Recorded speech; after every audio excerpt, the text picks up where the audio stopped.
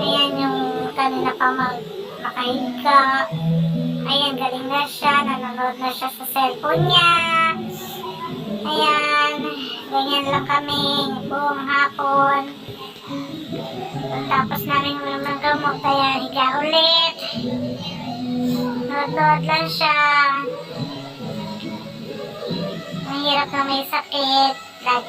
Laging masakit yung ulo, laging masakit yung katawan, koro. At ganon. Pero, at least okay na si Kennedy. Galing na siya, mas okay yun. Ako, sakit lang naman to, kaya ko naman ito. Mahirap pag may sakit yung anak mo. Hindi mo alam kung ano, ayan, magsigla na siya. Diba, pasayo-sayo na lang.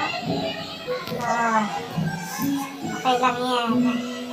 Sayo-sayo lang siya. May nagkakataas sa labas kasi, kaya maingay, may birthday. Binigyan nga pala kami ng pagkain, birthday kasi, happy birthday. Hindi na magluluto, buti na lang. Gusto matutulog talaga ako. Gusto talaga ng katawan ko, gusto ko lang makahiga, nilalamig pa ako, sobra. Ayan, sinisipon.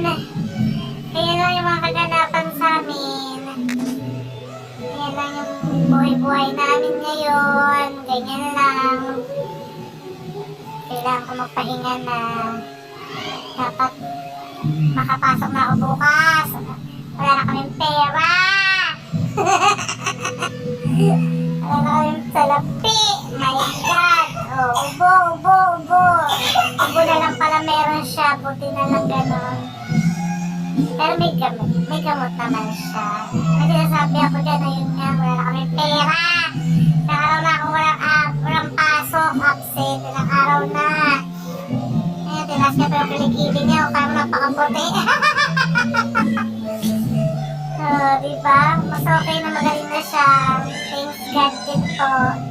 Magaling na siya, magaling na yung anak ko, hindi na-kiss ko. Hirap kasi, hindi mo alam kung nararamdaman niya, may yak-yak pa, gano'n. Ayan, hinayat ko yung ulo ko lang, kasi nasakit ang ulo ko. Ayan, ganyan lang. So, ganyan lang kami guys. So, diba? Ang ganda ng boses na sila sa labas mo. Yun na, hindi ka magpahinga.